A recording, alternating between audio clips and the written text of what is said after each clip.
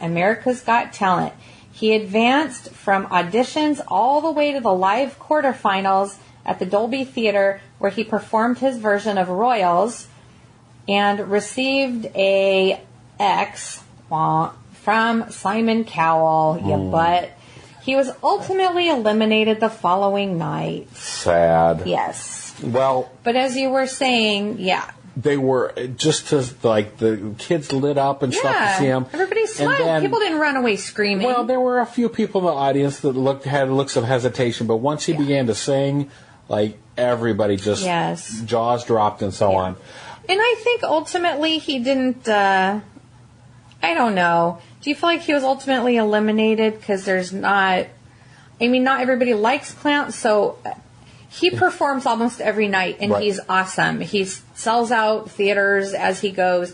They're small theaters. Right. So, like, is there ever going to be a huge following or a big demand for a singing clown? I don't know. I think there should be, and I want to say, heck yeah.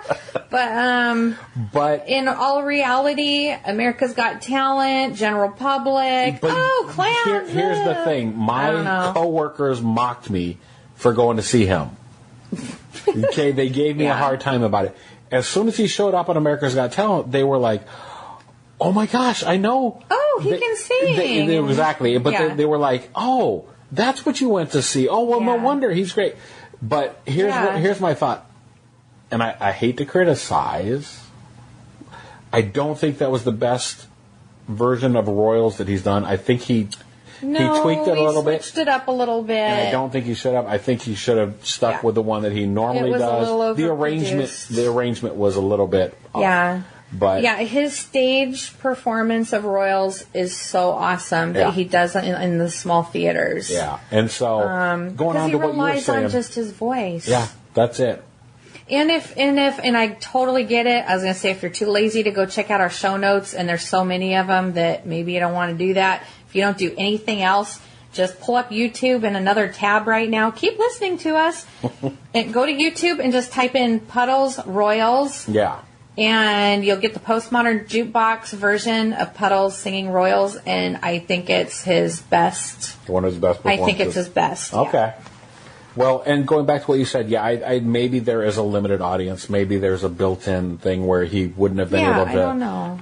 Sell out arenas, but damn, he's a good performer, and I really enjoy what he does. And I have a final note here that says, find him on Facebook and go see him when he comes to your town.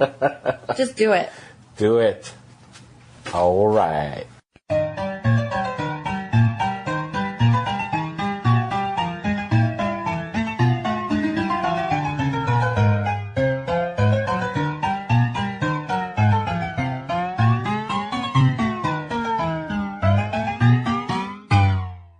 Don't get me doing that. I didn't until you just did it for a third and a fifth time now. You're recording right now. I didn't know. Okay, so what went wrong? What went wrong with Klowns? They're meant to bring joy and laughter, right? Right. And you said the other day, what better to twist and pervert into something to be feared? Absolutely. Something that is meant to bring joy and laughter or good feelings, that's the thing, I guess, that you'd want to really freak people out. You take that happy thing and you twist it and pervert it into this scary thing.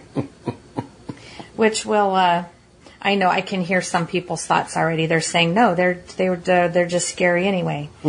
But we, of course... Since it is in the theaters right now, the reboot of it. Yeah. And is it a reboot? Because, the first one was on TV anyhow. They're calling it a reboot because it's the same story. Okay. Only it's supposed to be the new and improved, modernized version. Okay, fair enough. And Stephen King is very involved in it, and he's really loving it. He thinks it's really great. Something I watched, he said he went back and saw it a second time, and he thought he saw things that he missed the first time. Okay. So that's about as good an endorsement as I can imagine for it. Okay, well, since it has come out, we've, of course, seen a lot of articles and things coming out about clowns and people saying, oh, well, everything was fine until Stephen King came along and, created Pennywise. It went wrong before that. Yes, it did. People forget about John Wayne Gacy. Evidently, not everybody forgets about him. No, not everybody. Obviously, horror and so on, those people. But I went into work the other day, and I walk up to the computer at the front, at our front counter, and I went to Google or Yahoo or whoever, and it's nothing but pictures of John Wayne Gacy. And it's like, who is here and why? Who was searching on the computer last? Because I'm thinking, did I leave a search up? No, I don't usually search for stuff like that at work. No. So somebody else had. And the woman tells me that, I couldn't remember that clown murderer guy.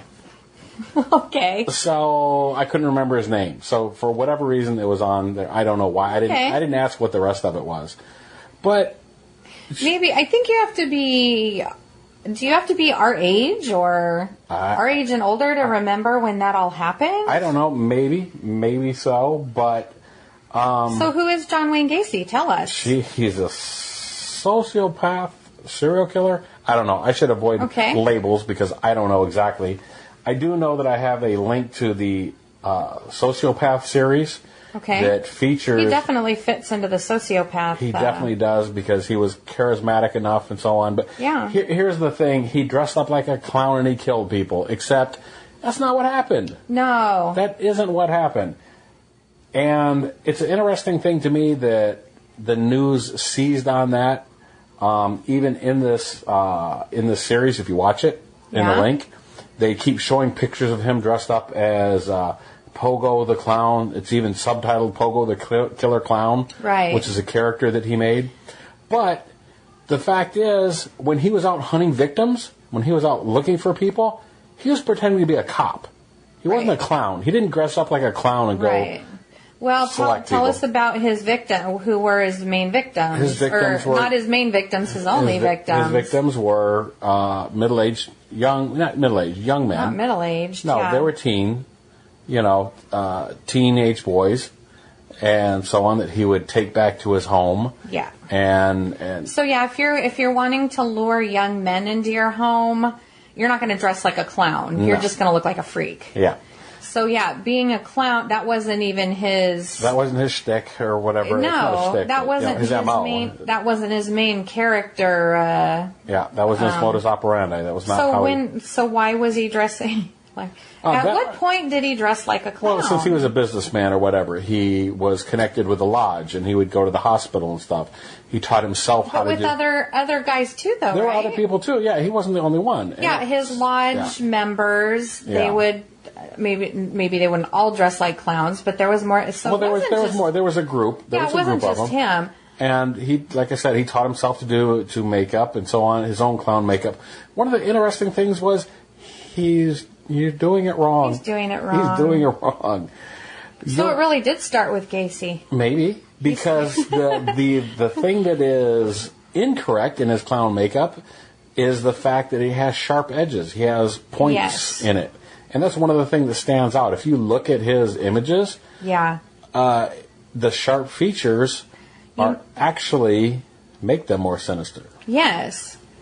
Because if you look at the clown's makeup, the mouth and stuff is very rounded. Rounded and exaggerated. And when you look at pictures of Gacy, you know what it makes me think of? A jack-o'-lantern. Okay. Because the mouth is all pointy and the eyes are pointy. They're almost like, I saw one picture where they almost, not really triangular, but... they're kind of pretty close to a triangle. I guess they were kind of, it was very jack-o'-lantern, which, So... Yeah, he looked very sinister. And we almost talked about that in our Good Clown segment when we were talking about Bozo, because there was one actor that he did the round makeup like you're supposed to not scare the kids, but when he smiled, the way his facial features were, it pulled those round corners into a point. So I was like, what's wrong with that Bozo? It's just the guy's face. Okay. Yeah. It had more of a rictus like Joker. Right. Okay. So everyone really started getting freaked out about Klowns when Gacy, and when was that? The 70s? 70s. 60s, 70s to early 80s, I believe. I guess we should have the computer right in front of us. And we've talked about Gacy a lot of times before because we've done a movie about him. Right.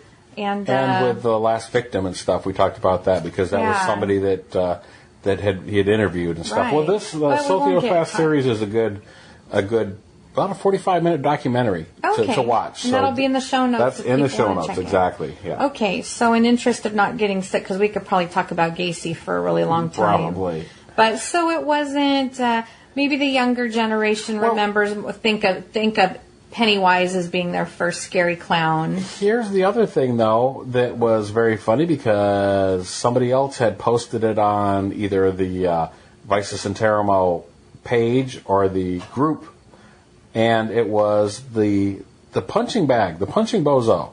Yes. So it's like, yeah, I've been trained to hate clowns from a young age. Yeah. You know? Yeah. Why is it okay for them to be a it's supposed to be like a fun... It's a fun thing or whatever, but you're hitting it. It was always a clown. Even when it wasn't the Bozo one, it was like those early... The Bobo dolls, from the 60s. They were an inflatable thing.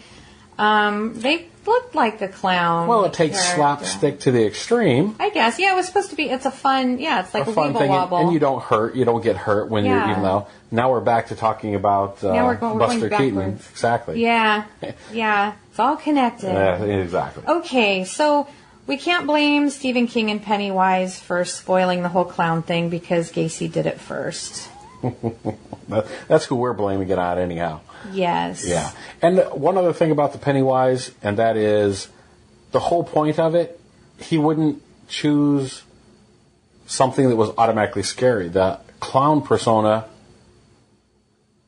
isn't the scary persona, or it shouldn't be. Right. It's happy and joyous until it's twisted. Right. I don't know how they play it in the movie or whatever. Well, and something that goes with that, and Stephen King, I think I guess he's kind of a master of taking something that, he's gone on record of saying that clowns are scary anyway, but if you look at other stories and things he's done, like we talked about Cujo, your family, your loyal companion, man's best friend. What happens when that turns against you? Yeah, so that's another thing. What better to twist and pervert into something to be feared than your loyal family dog that's always protected you? Right. And he's got the story Grandma. What's more benign than a grandma?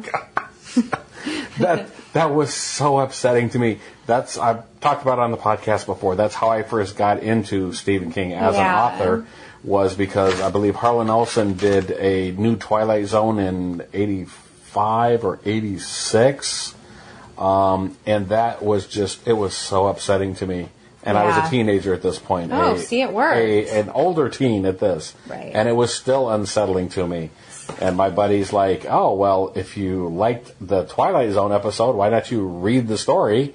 Yeah. And the story has that. And the same thing, take your kindly, benevolent grandma and she's a soul-sucking witch. Now what do you do? Right. Scary. So see, grandmas, the family dog, clowns, they're all like these Twisted. Nice things. But yeah, he's, Stephen King you see he's got a formula there. Yeah, exactly.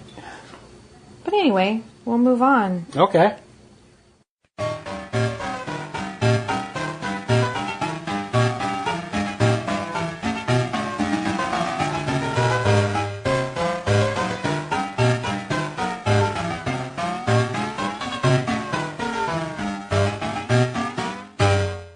Okay, so we've talked about Gacy and Pennywise. What are some other... since then, scary clowns have really become a thing. Yeah, do we have some examples of those? Where do you want to go from there? Do you want to go to Killer Clowns from Outer Space? I don't have I kind of have a list in front of me, but why don't you name some and we'll talk about it? Yeah, well, we talked about, we've got... we do have Killer Clowns from Outer Space. That's a classic. Yeah. So, if you're going to have aliens coming in from outer space killing people, you may as well make them clowns. You thought of Violator from Spawn comics. Oh, yeah, absolutely. And movie, I guess. And, of course, the Joker from Batman. Certainly. Yeah. Clown Prince of Crime. So, yeah. And I shouldn't ask you what year that came out, but... What? I mean, like the year the Joker Oh, I mean, that was early. That was a long one of time Batman's ago. first villains, exactly. He's been there since the beginning. So, yeah. There's